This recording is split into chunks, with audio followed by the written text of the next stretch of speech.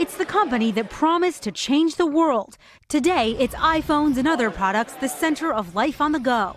Now, Apple making history as the world's first trillion-dollar company. It just solidifies the fact that this is a company that's been hitting all cylinders for a very long time and continues to do so.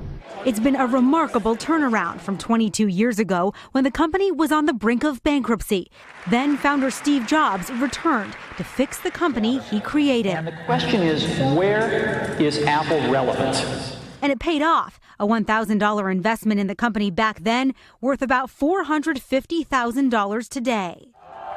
Apple is now led by CEO Tim Cook, who talked to Lester in November. You may soon be head of a trillion-dollar company.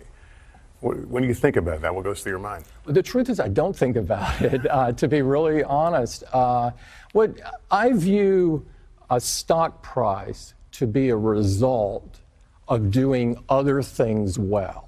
But potential new tariffs on China, where most of Apple's products are made, could now give Apple and Cook a significant challenge. Hey, NBC News fans, thanks for checking out our YouTube channel. Subscribe by clicking on that button down here and click on any of the videos over here to watch the latest interviews, show highlights, and digital exclusives.